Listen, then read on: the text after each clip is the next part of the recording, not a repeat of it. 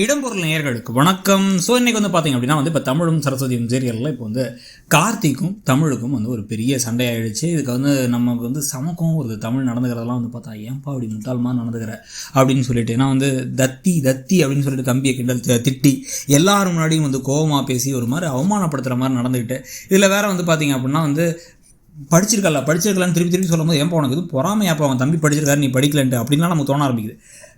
அந்தளவுக்கு விஷயத்தெல்லாம் பண்ணும்பொழுது ஒரு வேளை அறிவுபூர்வமாக திடீர்னு தமிழ் கொஞ்சம் மூளை வளர்ந்து ஒரு விஷயத்தை பண்ணுறாரோ அப்படிங்கிற ஒரு யோசனையும் வருது. அதில் முக்கியமான விஷயம் என்ன அப்படின்னா இந்த சம்பவம் இவங்க 2 பேத்துக்குள்ள சண்டை நடக்குது. கொஞ்சம் நேரத்துக்கு முன்னாடி தான் தமிழுக்கும் அர்ஜுனுக்கும் இடையில ஒரு பெரிய வாக்குவாதம் நடக்குது. அர்ஜுனுடைய ஆர்டரை தமிழ் திருப்பி தட்டி பறிச்சார். அந்த கம்பெனி ஒருத்தர் இருக்கார்ல, அந்த கம்பெனி சிஓ அப்போ எப்பயுமே ஜிக்ஜாக்ல விளாண்டுட்டு இருப்பார். முதல் வாரம் அர்ஜுனுக்கு கொடுப்பாரு, அடுத்த வாரம் தமிழ் கொடுப்பாரு, திருப்பி அர்ஜுனுக்கு கொடுப்பாரு, திருப்பி தமிழுக்கு கொடுப்பாரு அப்படின்னு ஆர்டரை மாற்றி மாற்றி கொடுத்து ஜாலி பண்ணிட்டு இருப்பாங்க. ஸோ அந்த சிஓ இப்போ தமிழ் கையில் இப்போ ஒப்படைச்சிருக்காரு அந்த பந்து மாறிக்கிட்டே இருக்குமே அந்த மாதிரி. ஸோ இப்போ இனிமேல் நான் அவனை சும்மா விட மாட்டேன்டா, எப்படி இந்த ஆர்டர் என் கைக்கு வந்துச்சோ அந்த மாதிரி கம்பெனியும் கைக்கு வரும், சொத்தெல்லாம் கைக்கு வரும், வீடும் கைக்கு வரும், நீ நடுத்தரில் நிற்க போகிற, ராகினியும் உன் மூஞ்சிலே காரி துப்பி சீப்போ அயோக்கிய ராஸ்கல்னு சொல்ல போகிறான் அப்படின்னு ஒரு சவால் இட்டு வந்தார்ல.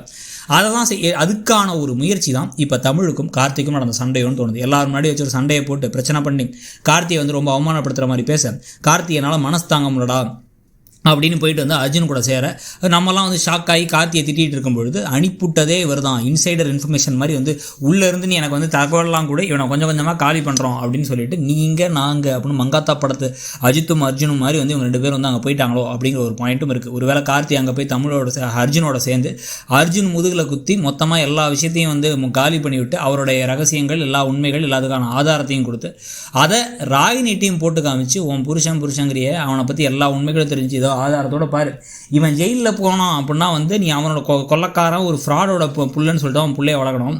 ஒழுங்கு மரியாதையாக நம்ம அம்மா அப்பாவுக்கு ஒரு துரோகத்தை இழைச்சிட்டதுக்கு மன்னிப்பை கேட்டு சொத்தெல்லாம் திருப்பி அம்மா பேரில் எழுதி இண்டஸ்ட்ரீஸ் பேரை லக்ஷ்மி இண்டஸ்ட்ரீஸை கோதை இண்டஸ்ட்ரீஸ்னு மாற்றிட்டு நீ நம்மலாம் ஒன்றா இருப்போம். இப்படி ஒரு புருஷன் உனக்கு தேவையில்லை, இவன் கூட இருக்கிறது என்றைக்கும் நல்லதில்லை, சொத்துக்காக ஒன்று என்ன வேணாலும் பண்ணுவான் அப்படின்னு வேறு என்ன மிரட்டுற மாதிரி சில விஷயங்கள்லாம் வச்சு அதில் கடைசியில் இவர் எப்படி பணத்துக்காகவும் இந்த அவருடைய குடும்பத்துக்காகவும் ராகினியவே ஹர்ட் பண்ண தயங்க மாட்டார் அப்படிங்கிற மாதிரி வீடியோ ஆதாரத்தெல்லாம் கொடுத்தாங்கன்னா நிம்மதியாகிடும்.